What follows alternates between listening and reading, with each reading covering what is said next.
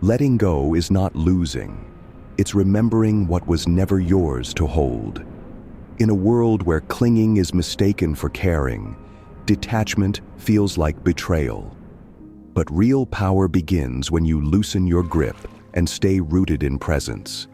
This is not about walking away from love or people.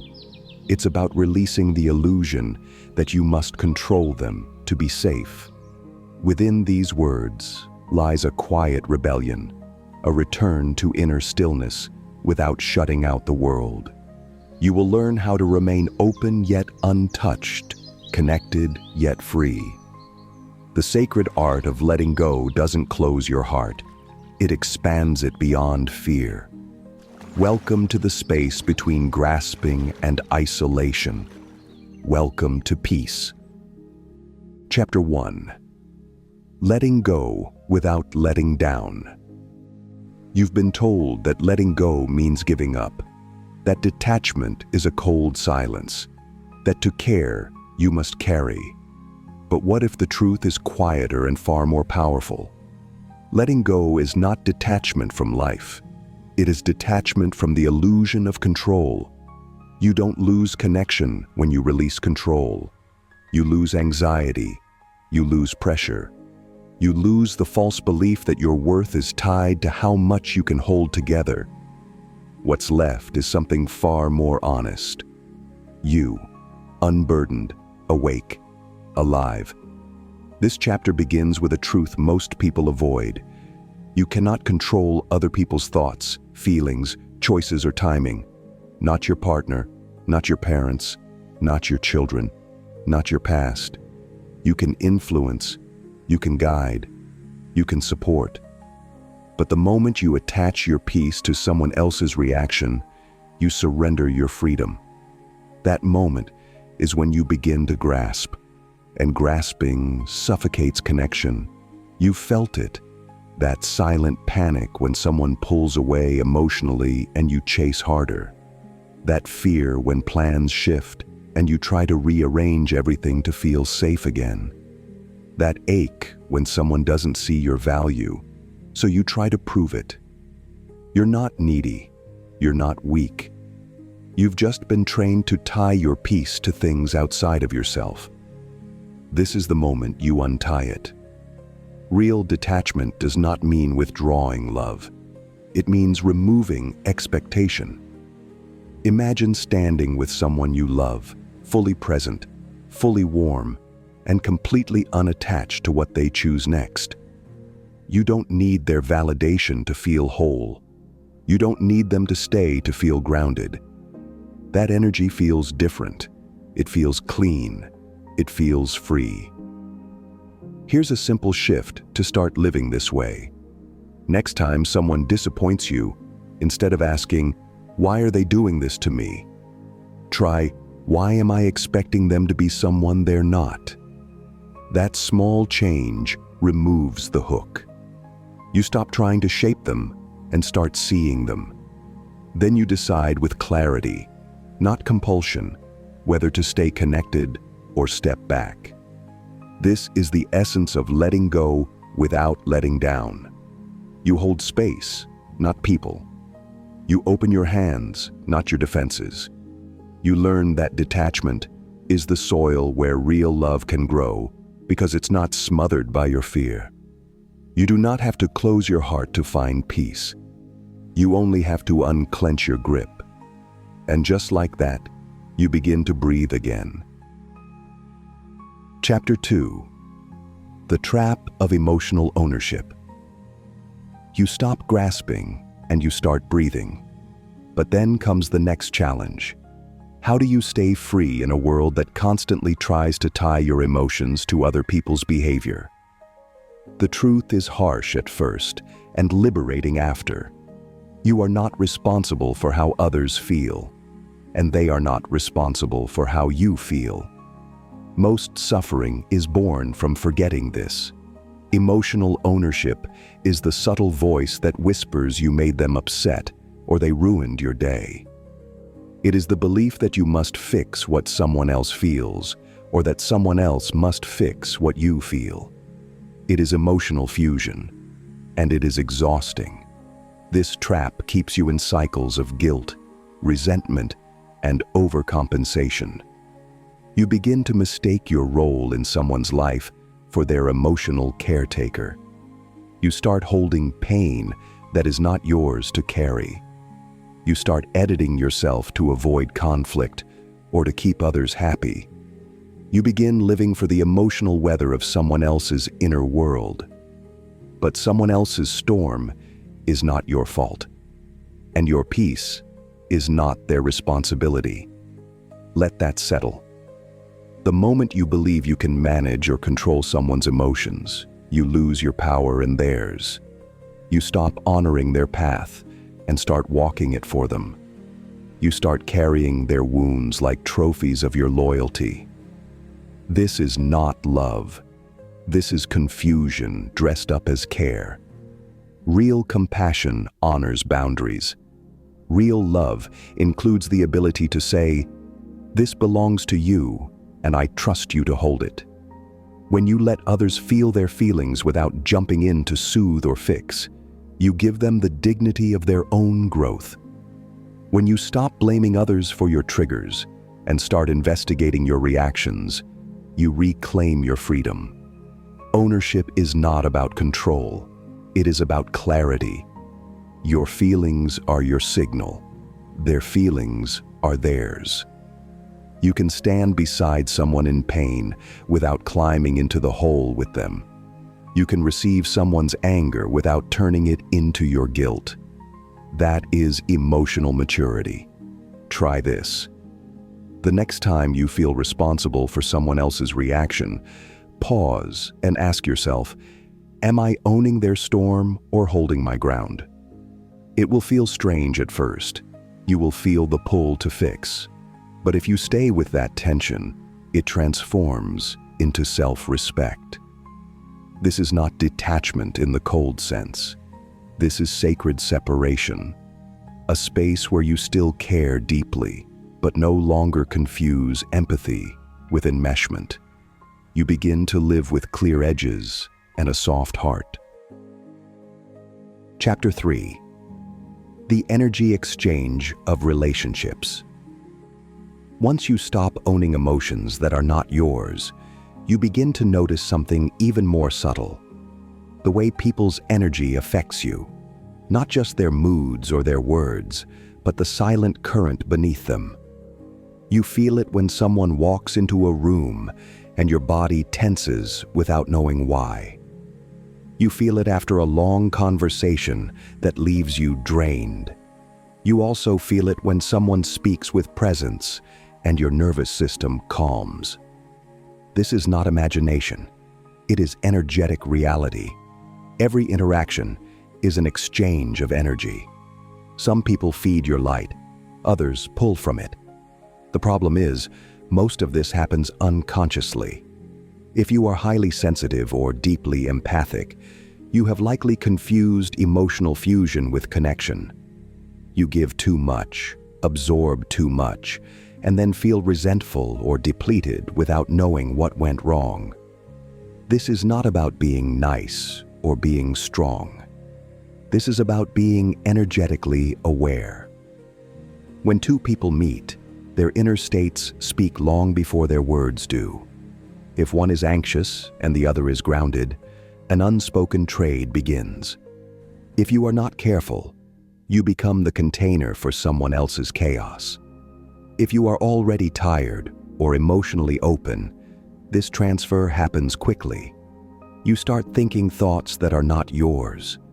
You feel emotions that have no clear source. You carry an energetic residue that lingers even after they are gone. You might call it mood swings. It is actually energetic entanglement. The key is not to block or reject people. That only creates distance. The key is to notice what you absorb and what you offer. Do you lower your vibration to match someone's complaints? Do you shrink your light so others are not uncomfortable? Do you give your attention to someone who only takes without giving back? These patterns feel familiar, but they are not harmless. They leak your life force. Awareness changes everything. Begin by observing how you feel after each interaction, not just emotionally, but physically. Are you lighter or heavier? Clearer or foggier? That will tell you the truth. Next, stop explaining your energy to others. You are not here to convince people why you need space or rest. You are here to protect your frequency and let your energy speak for itself. Here is a practice. Before you enter any space, pause and set an intention for your energy. I stay in my own field. I remain centered. I give only what I choose. These simple reminders act as energetic anchors. They do not block love. They filter noise. You are not a sponge. You are a signal. Let your energy become clean, intentional, and powerful.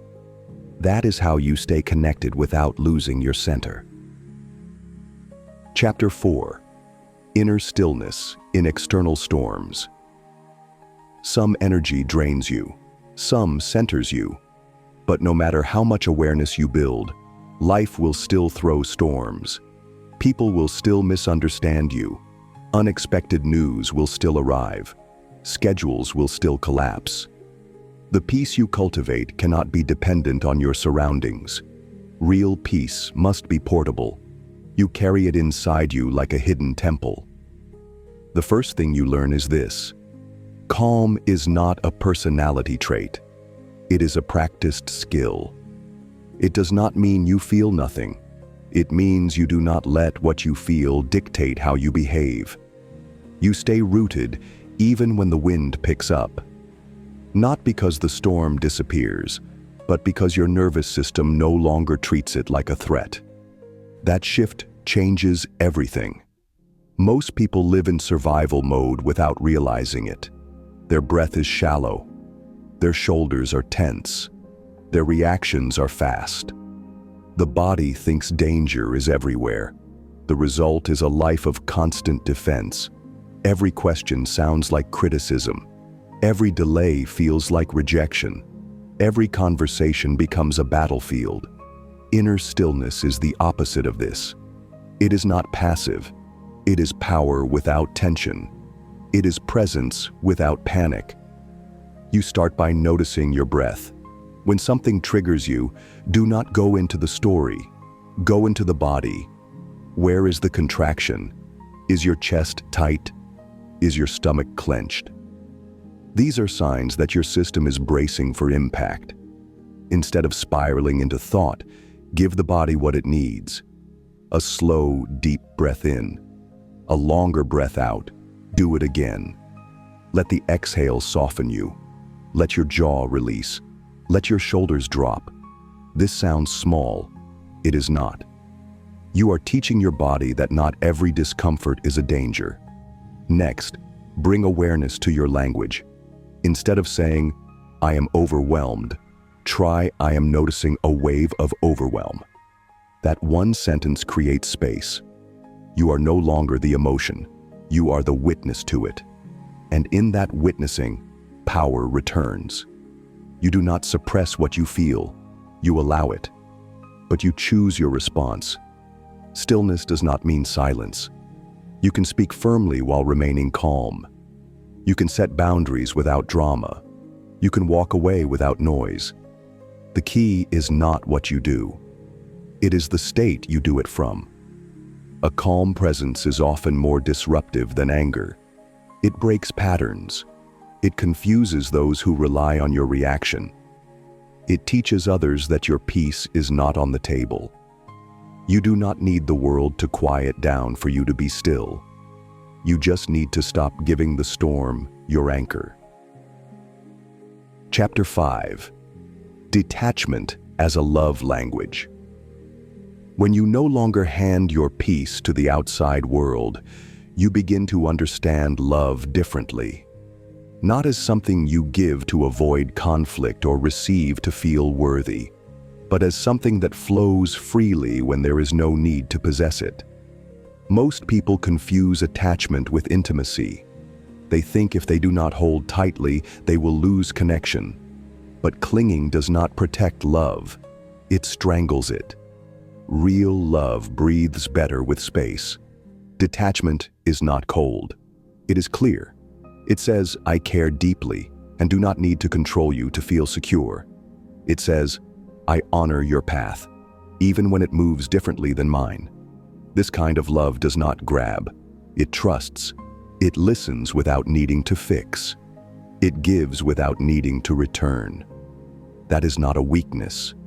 That is strength without fear. You have likely experienced the opposite. Someone who says they love you, but constantly monitors your every move. Someone who calls attention to how much they give and how little they get back. Someone who uses closeness as leverage. This is not love. It is emotional bargaining, and it leaves both people exhausted. The problem is not too much feeling. It is the belief that love must come with strings. Detachment is the practice of cutting those strings without closing your heart.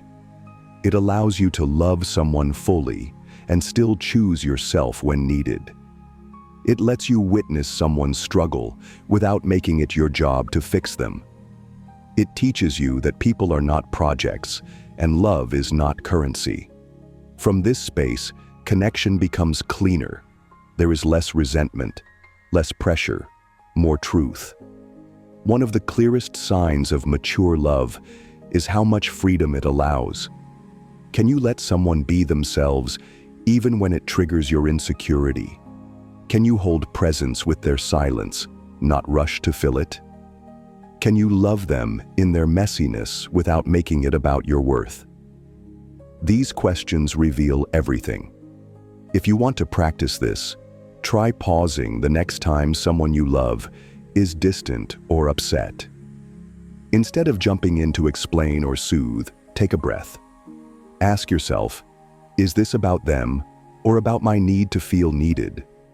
That moment of pause is the beginning of spacious love. Not love that hides or retreats, but love that trusts enough to stand still. When love is grounded in detachment, it becomes safer. It grows without force. It lasts without pressure, because it is not trying to hold. It is simply choosing to stay. Chapter 6. Psychological boundaries that don't burn bridges. Loving with space brings peace, but without boundaries, even love turns heavy. You begin to feel pulled in directions that do not match your truth. You say yes when you mean no. You listen when your body is tired. You offer time, energy, even parts of yourself just to avoid guilt. But boundaries are not rejection. They are honesty. They do not create distance. They create clarity. The fear is always the same. If I set a boundary, they will leave. They will feel hurt. They will think I do not care. But people who truly care about you will not punish you for choosing yourself. And those who do punish you are not reacting to your boundary. They are reacting to the loss of control they thought they had. A boundary is not a wall. It is a doorway that says, I welcome you here, but only if you respect the space. It says, I am willing to share with you, but not at the cost of abandoning myself. When spoken from calm, not anger, boundaries become invitations for deeper trust. They let others know where you end and they begin. Without that, even the closest relationships blur into confusion. The most powerful boundaries are not shouted. They are lived. You do not need to defend them. You need to embody them. You teach people how to treat you, not by your words, but by what you allow. When someone crosses a line, you do not need a long speech. You need a firm choice. A boundary is not about changing them. It is about protecting you. Many people mistake boundaries for cruelty, but saying, I am not available for this kind of conversation right now, is not cruel. Saying, I love you and I also need space to recharge, is not rejection. It is honesty with kindness. When you express boundaries from self-respect instead of resentment, people feel the difference. You are not closing the door. You are simply naming your limits. If you want a place to begin, start with your time. How often do you agree to plans that drain you? How often do you stay in conversations that exhaust you just to be polite? The next time you feel that tightness in your chest or that pressure in your gut, pause. Say, "I need a moment before I respond."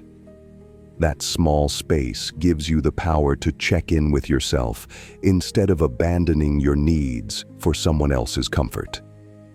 Boundaries are not selfish. They are sacred. They teach others how to respect you. But more importantly, they teach you how to respect yourself without burning the bridge of connection. You do not need to close the door to protect your peace. You only need to stop leaving it wide open. Chapter 7. Surrendering the outcome without losing intention. Once you learn to protect your energy with clear boundaries, you naturally begin to notice how tightly you hold outcomes, how much pressure you put on things to go a certain way, how often you mistake control for clarity. But control is not clarity. Control is fear disguised as planning. Surrender, on the other hand, is not passivity. It is power without panic. You can set an intention and still release attachment to how it unfolds. In fact, that is the only way to stay sane in a world you cannot control. You act with purpose. You speak with truth. You move with heart. Then you let go of whether it works out the way you imagined. This is the space where grace lives. It is where trust replaces tension. The reason people suffer is not because they care. It is because they tie their worth to results. You want the relationship to work so badly that when it changes, you question your value. You chase a goal for so long that when it shifts, you feel like a failure. But your worth is not measured by how things end. It is measured by how aligned you stayed while moving through them. The moment you stop needing a specific outcome is the moment you gain your full power. You become free to enjoy the process, to learn from the journey, to pivot when new information arrives. You stop clenching so tightly that life cannot breathe through you. Surrender is not defeat. It is cooperation with the flow of life. Try this the next time you want something deeply. Visualize the result clearly. Feel the emotion of already living it. Then say to yourself, "I give everything I have, and I release everything I cannot control." That single sentence brings you back to your center. It reminds you that you are responsible for your actions, not the outcome. You shift from obsession to trust. Letting go of the outcome also changes how you treat people.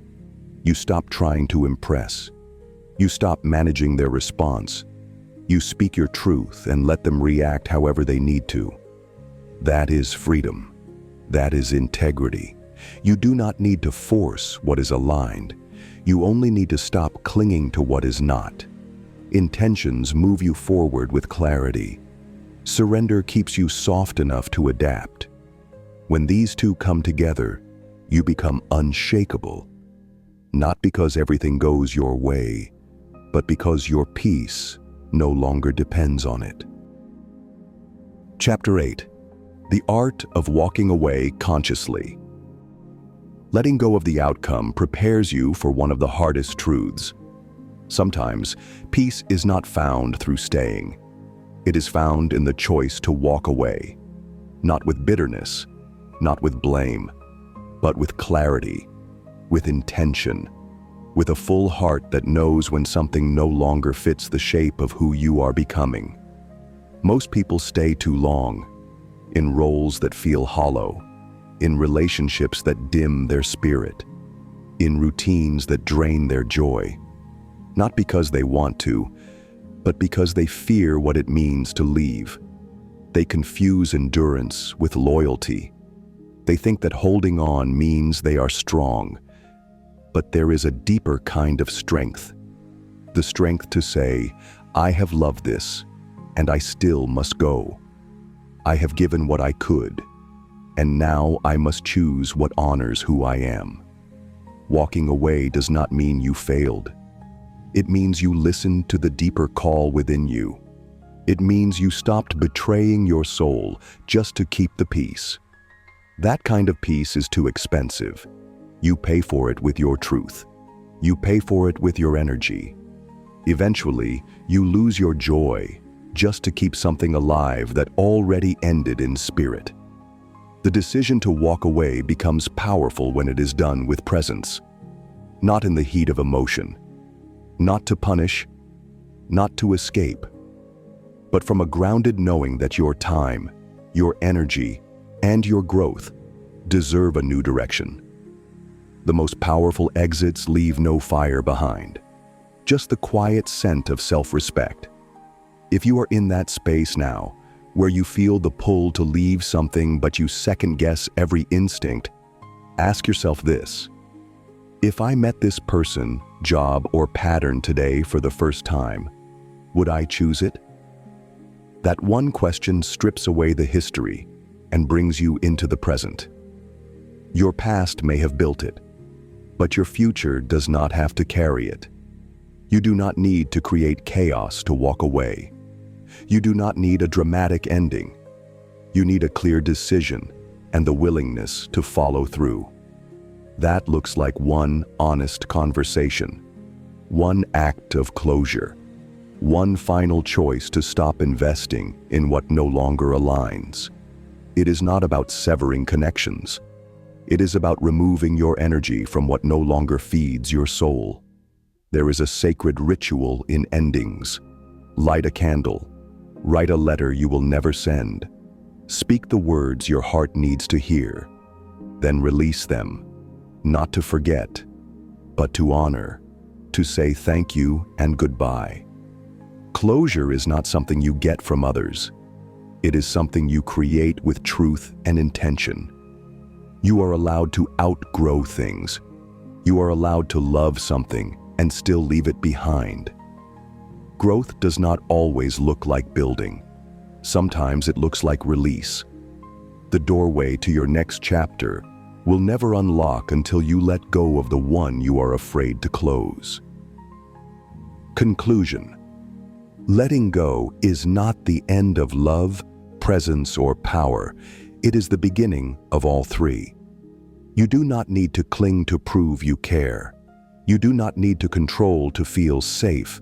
You only need to return to yourself. The space where your energy is clear, your boundaries are kind, your heart is open, and your peace is not up for negotiation. When you stop gripping the world begins to meet you in truth. Practice silence before reaction, presence before pressure, and freedom over fear. Apply this wisdom not once, but in every conversation, every decision, every breath.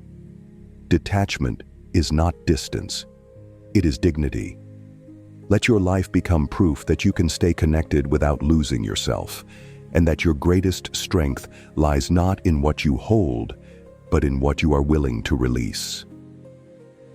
If this audiobook resonated with you, explore more of our content, or let our playlist continue. Thank you for listening, and may your path be filled with wisdom and peace.